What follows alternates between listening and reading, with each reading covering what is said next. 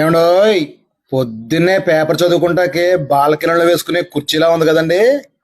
ఇది కుర్చీ కాదండి, ఇది అచ్చమైన స్వచ్ఛమైన మొక్క.